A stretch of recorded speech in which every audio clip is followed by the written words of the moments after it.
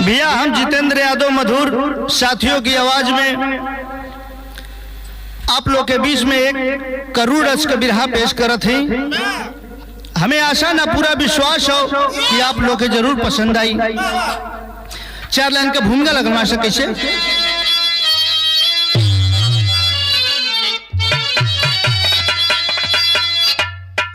बज रही धुंध विज्ञान की नित नए यंत्र की खोज पुरजोर है। चाँद पर हो लिए खोज कण कण लिए, मंगल ग्रह पर भी जाने का खूब शोर है। आधुनिक हो गया है रहन और सहन, इस चमक में ही सब कुछ दफन हो रहा। धन के पीछे ये दुनिया बेगानी हुई, नैतिक मूल्यों का भारी पतन हो रहा।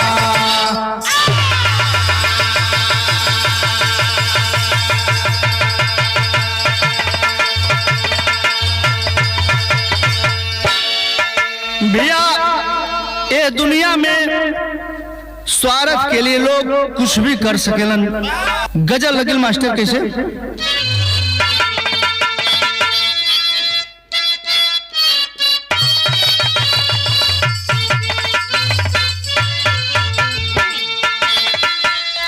अरे पिया जिसको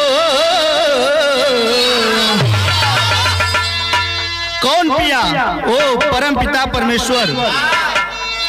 अरे पिया जिसको चाहे सुहागन वही है।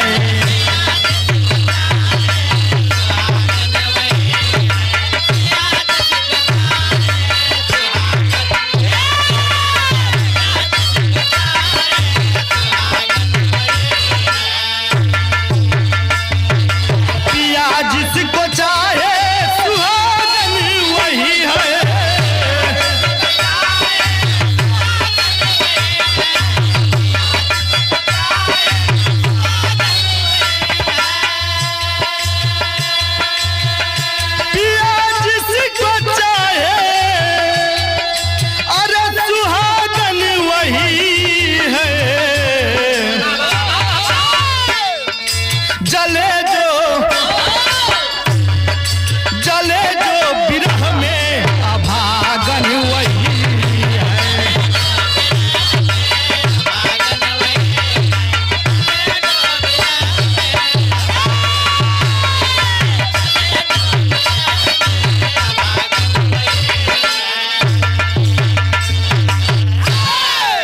भैया ये तक गजल वाला, लेकिन हमारे सुरेंद्र कवि जी एक लाइन भाव में लिख ले हुआ कैसे मास्टर।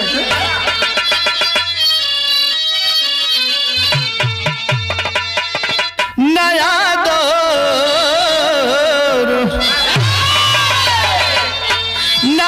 दौर है ये, नया है जमाना।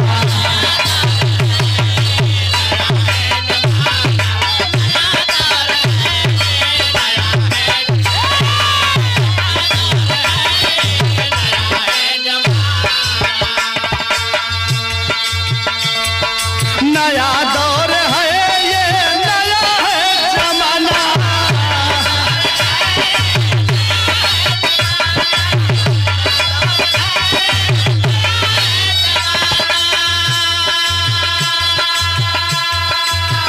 नया दौर है ये, अरे नया है जमाना।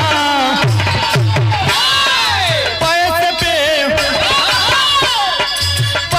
पे लुटता है रिश्ता पुराना।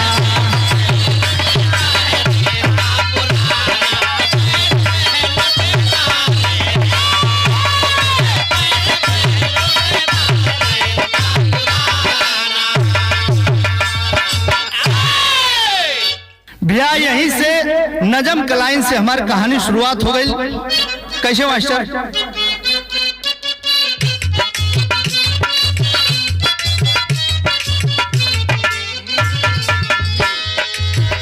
आधुनिक दौर में पैसे का बोल दौर में पैसे का बोलबाला है, शाश्वत मूल्यों में भी हो रहा घोटाला है।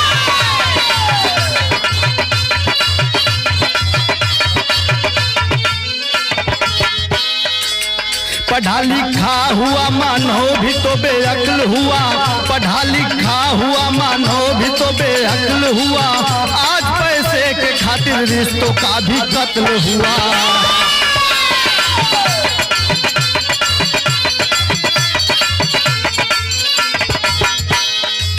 भरतपुर राजस्थान बेगुआ की रवानी थी, भरतपुर राजस्थान बेगुआ की रवानी थी, गोपाली सोहन जी की दोस्ती पुरानी थी।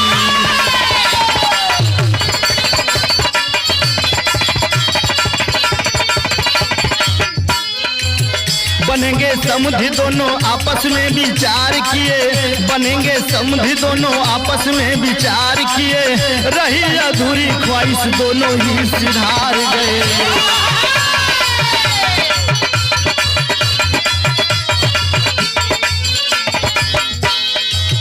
परिवार वालों ने जब बात को बढ़ाया है, परिवार वालों ने जब बात को बढ़ाया है, बड़ी मुश्किल से लड़कों वालों को समझाया है।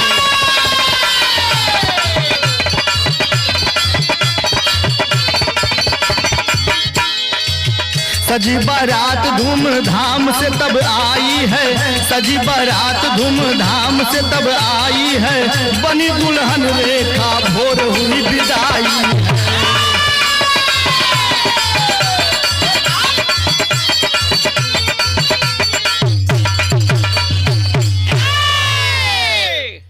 भैया कहानी के समझ ली।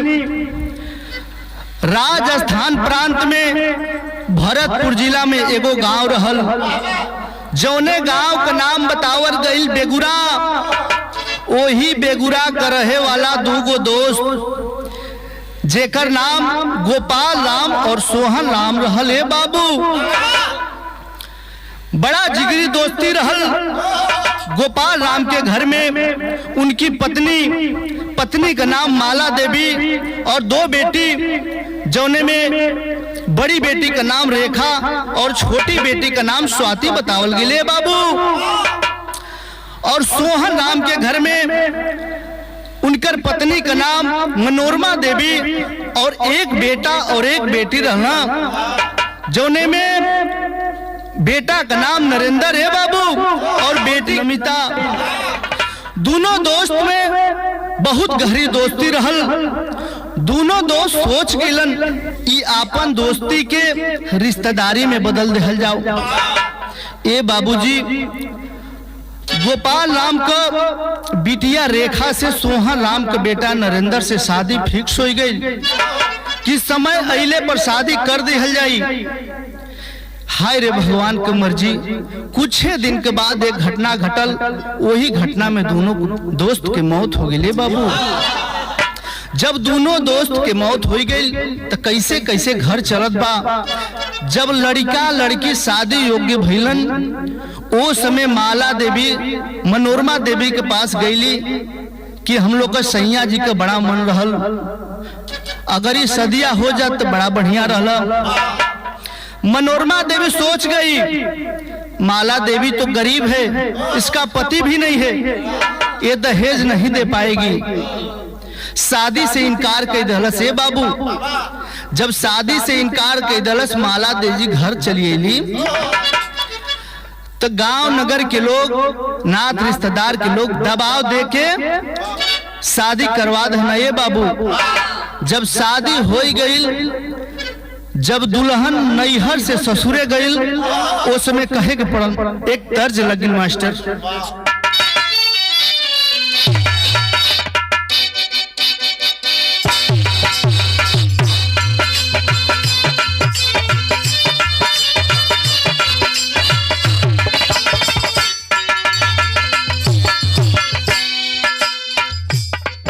ए भैया, कोनो मेहरारू को मनई प्रदेश रहल,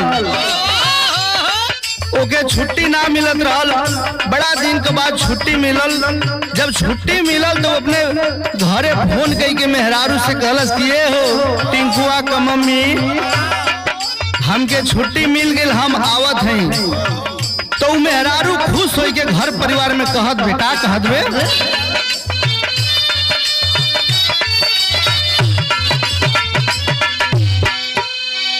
कि सैया छुट्टी लेके आवा तारन घरावा, कि सैया छुट्टी लेके आवा तारन घरावा, आज टेलीफोन आइल बा।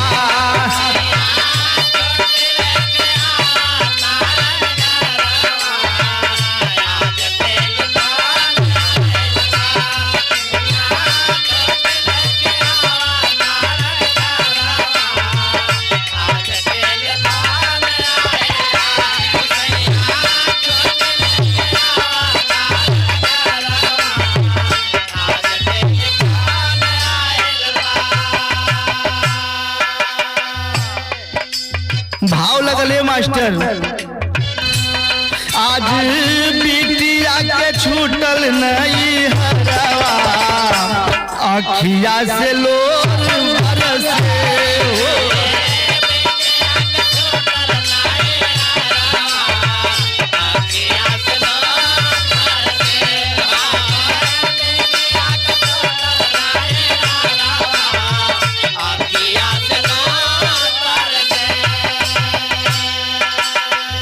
सासू नदिया जब खेली सवना हो,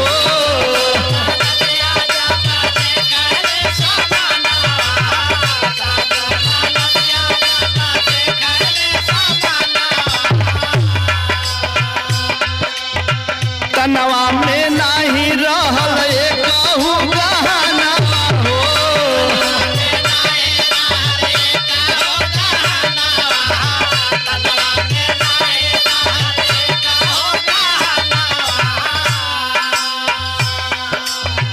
सैया बोल नींद बतिया जहरावा हो, सैया बोल नींद बतिया जहरावा, अखिया से लोर बरसे।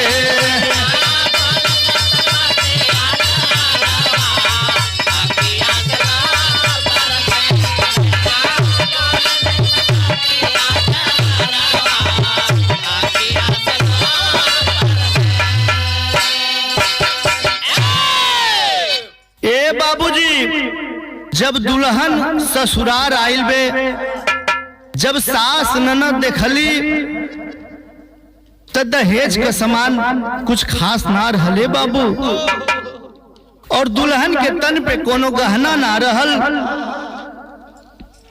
जब इतना देखली है बाबू त आगे कैले का हाई मास्टर तर्ज लग गई।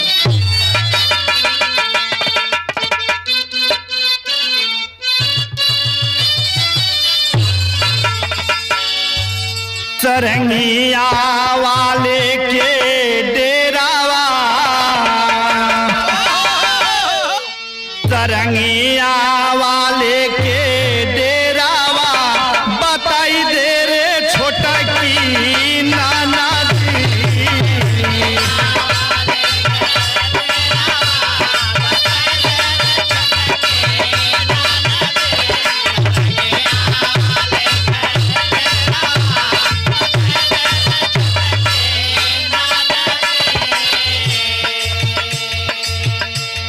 ए भैया तो तर्ज रहा आप लोग के मनोरंजन के लिए बोल दे जला, लेकिन भाव में कहना बा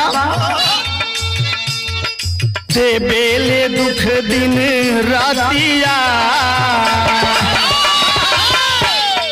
ते बेले दुख दिन रातिया, विपतिया सहेली बिटिया।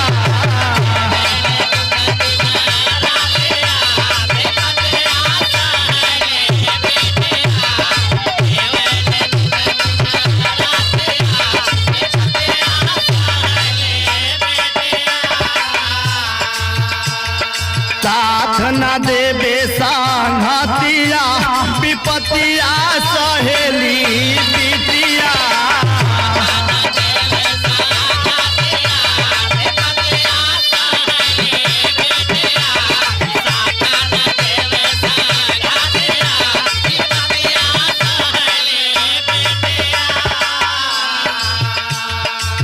रोवत धोवत बीत रहा दिन, रोवत धोवत बीत रहा दिन, लाला एक जनमवली हो।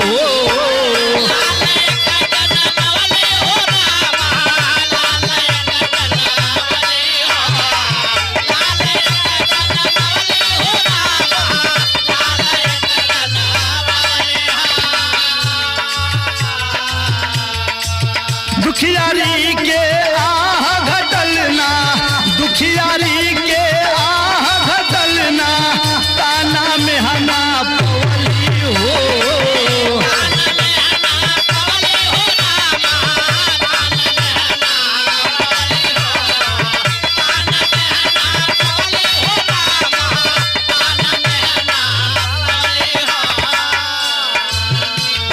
जनमल कवन कू जातिया, जनमल कवन कू जातिया, विपतिया सहेली बिटिया।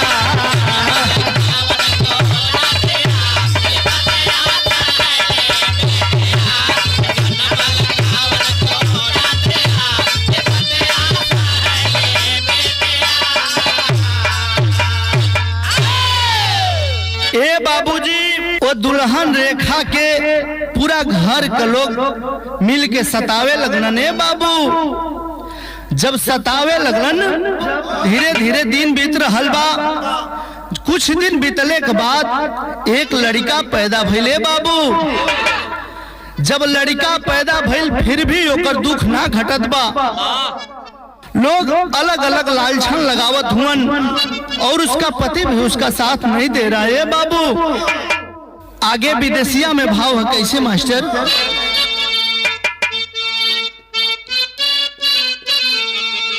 सासयो नदिया हो करेली ससतिया हो, मौका दर मौका कई देबेली पीटैया। सुन किलकारी दुख भूलली बेचारी आपन, कहेली ननद पवती दबती गटैया। बचावा का मुँह देखी मोहले सजनावा हो, धीरे धीरे बढ़े लगल रेखा से मितैया।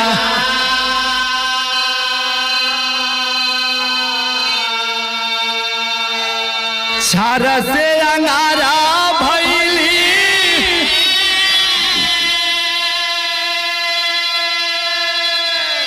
ससयना नदिया हो, नित नव योजना बनावेली निदैया।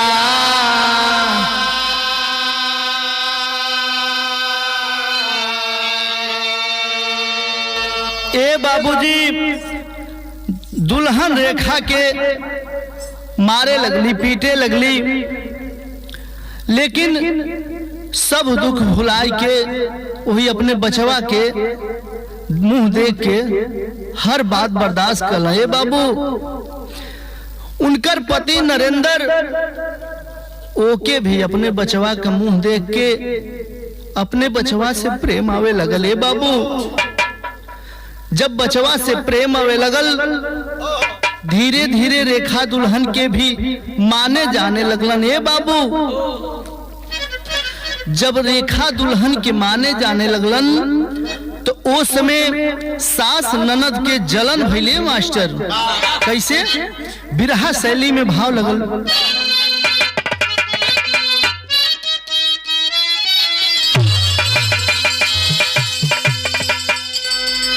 स्वार्थ में मानव अंधा हो गया,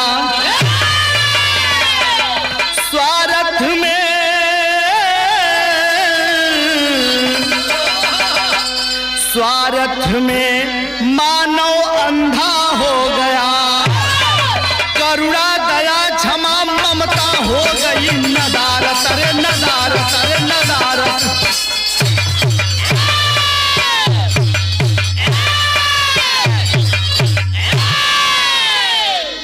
स्वार्थ के लिए लोग कुछ भी कर सकेलन। एक तर्ज लगिन मास्टर,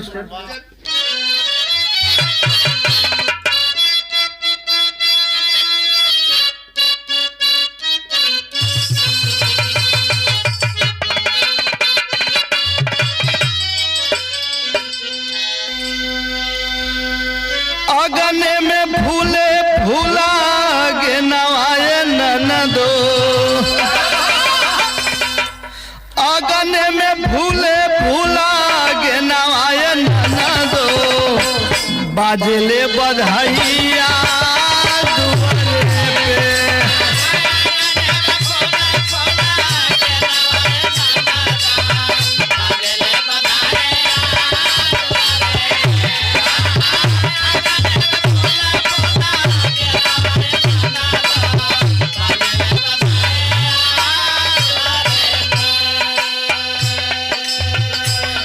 लेकिन भाव में कहना बा, 5 महीना भयल लाल के उमरिया,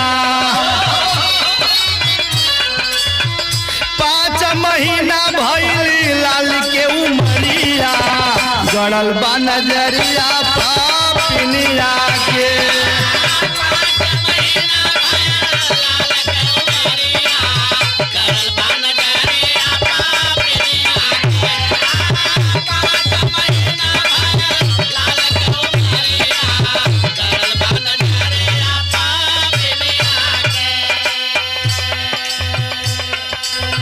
सोवत रहल लाल रहल राखी वाला दिनवा,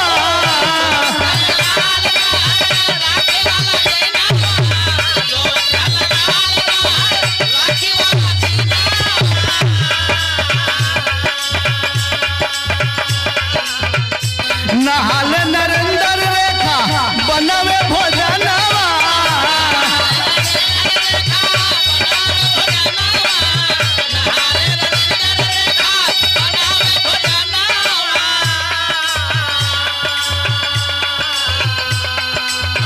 तबल नरस अमिता काई दिहली कारीगरिया, तबल नरस अमिता काई दिहली कारीगरिया, गड़ल बा नजरिया पापिनिया के।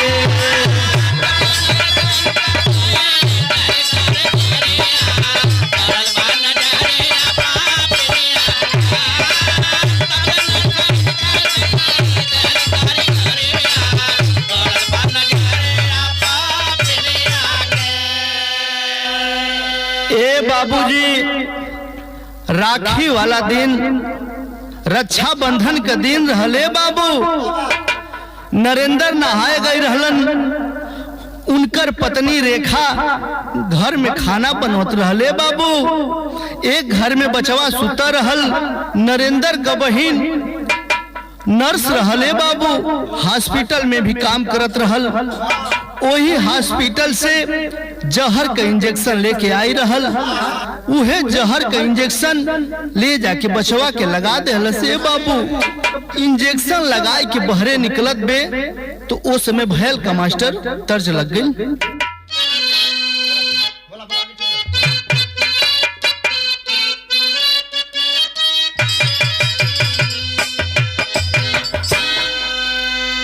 पिया परदेस गईले तार लागल टोकिया में,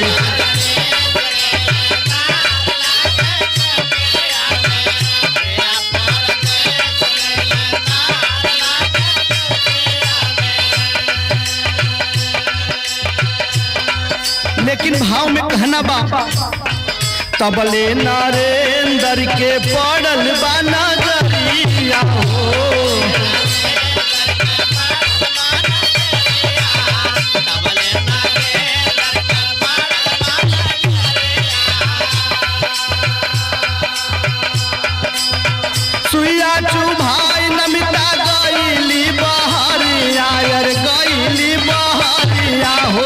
तबले नरेंद्र के पड़ल बना जरिया हो।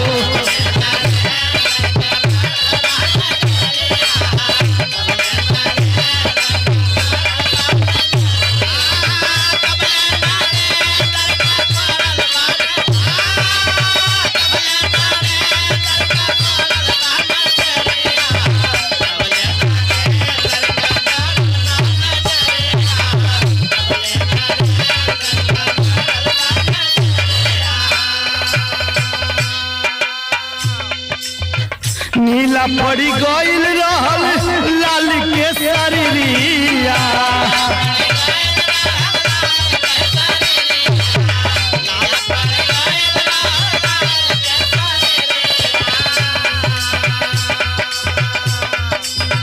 तबले नमिता राखी लेके अइली भीतरिया।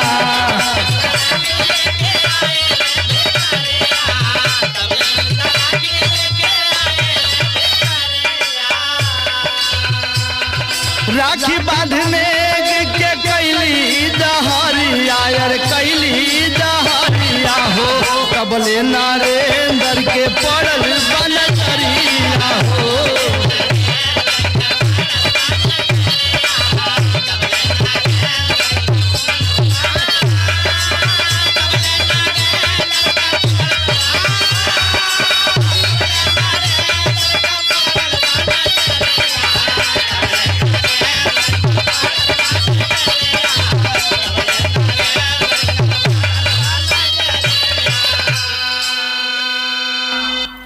ए बाबू नमिता इंजेक्शन लगाए के घर से बहरे निकलत बे। ओही समय नरेंद्र नहा के आवत रहले बाबू। जब नरेंद्र आवत रहल नहा के तो देखलस कि हमार बहिन हाथ में इंजेक्शन लेके कहाँ जात बे। भागल भागल अइला बचवा के पास। बचवा का शरीर एकदम पीला पड़ गई रहले बाबू। जब पीला पड़ गई उहवे बैठा रहलन ओतने में उनकर बहन राखी लेके अइली। बाबू राखी लेके अइली और हाथ में राखी बंधले है और कहले कि ये भैया हम तोरे हाथ में राखी बंधली हैं, हमें राखी के बन्हाई कुछ दे दो। जब इतना बतिया कहले है तो नरेंद्र कैले का मास्टर पहपट लगल।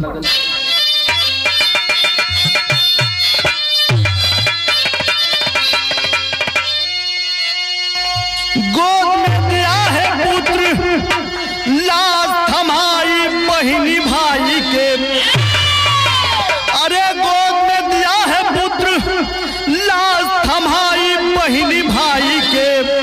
आ ले लाया अपन राखी के बन्हाई बहिनी भाई के।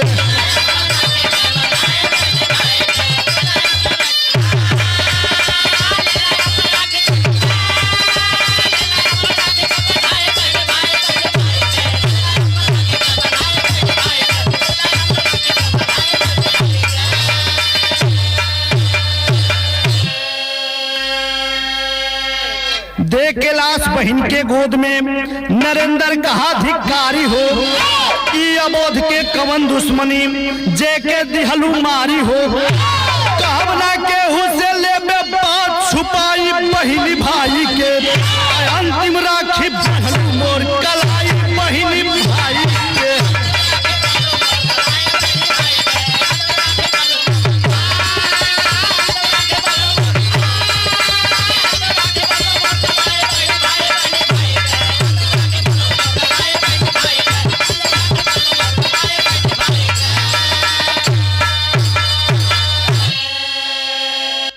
ए बाबू जब बहिन राखी के बन्हाई मंगले हो उ नरेंद्र बचवा का लसिया उठा के अपने बहन के गोद में दे दहन। कहला ला तो के राखी का बन्हाई चाहिए ना, ले जा। अगर तोहके दुश्मनी निभावे कर तो हमसे निभा ले रह तू। ये 5 महीना का बचवा का कवन गलती रहल एके मार दिहलू। अरे पापी तू हमार बहन हो, ये बात के हम छुपा ले केहू से बताइब ना तब आगे भैल का मास्टर अल्लाह लगल।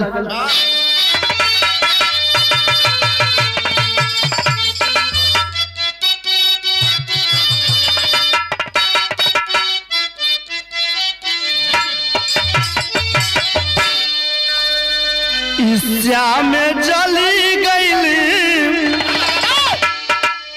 श्याम जली गईली प्रेम वाला धागवा भैया।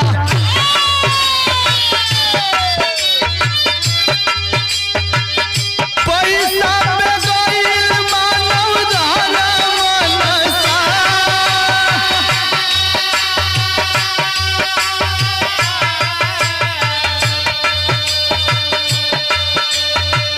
सुनी सारी बात जब रेखा दुखियरिया भैया।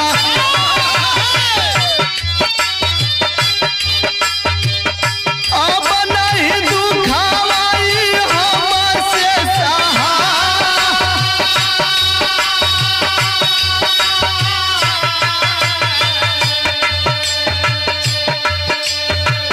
तो हरी बहिनिया हो बनली पपिनिया भैया।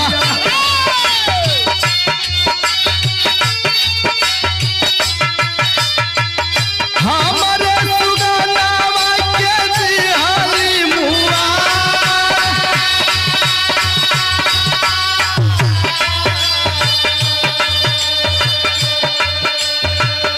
तू तमाम कैला लेकिन हम नहीं करबे भैया।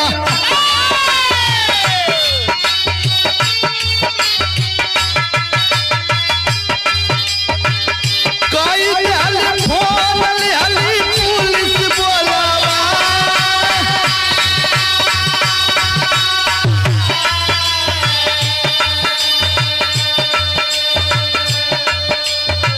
भैली की रफ्तार पापिन कैली जेल खनवा भैया।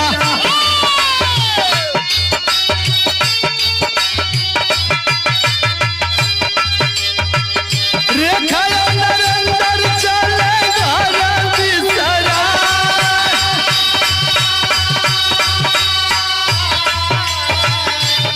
भैली अकेला बूढ़ा पीटली कपरवा भैया।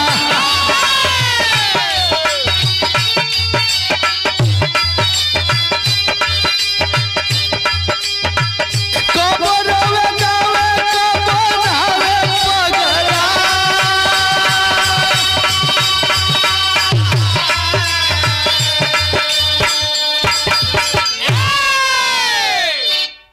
ए बाबू जब नरेंद्र और ओकर बहिन जब बात करत रहलिए बाबू, ओ समय रेखा दुल्हन पूरा बतिया सुनत रहल।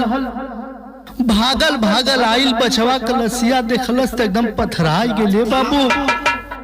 कलस किए सैया हर दुख सहली हर जुल्म सहली, लेकिन ये दुख हमसे ना सहा ये सैया। रेखा पुलिस के फोन कई के पुलिस बोलवले है। आज जब पुलिस आइल है बाबू तो नमिता के गिरफ्तार करके लेके चल गई। जब नमिता के गिरफ्तार करके लेके चल गए बाबू, ओ समय नरेंद्र अपने माई के पास गए हुआ, कहला ये माई तो के धन दौलत चाहिए ना, तो के रुपया पैसा चाहिए ना, सब रख लो, हमें कुछ ना चाहिए, हम घर छोड़ के जात बनिए माई। ओ समय माई रोवे लगली, कहली हे बचवा हमके छोड़ के मत जा, हमके छोड़ के चल जी, बता हम कैसे रहब, हमार बुढ़ापा कैसे कटिए बाबू। जैसे तू हमरे बिना ना रह सकेलू, हम अपने लाल बिना कैसे रहबे माई, हम घर छोड़ के जात बानी। बूढ़ा पगलाई गेली, पगलाई के लगली इधर उधर धावे। ओ समय नरेंद्र घर छोड़ के चल गए बाबू।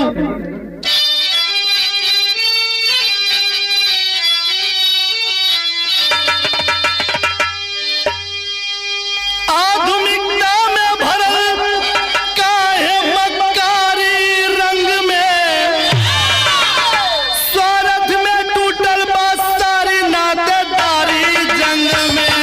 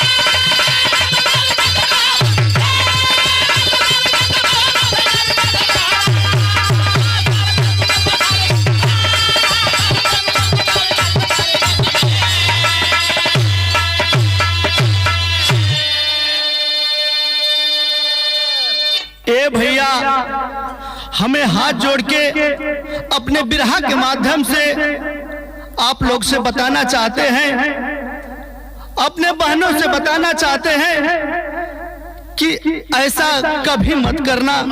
अंतिम लाइन में कहना मास्टर,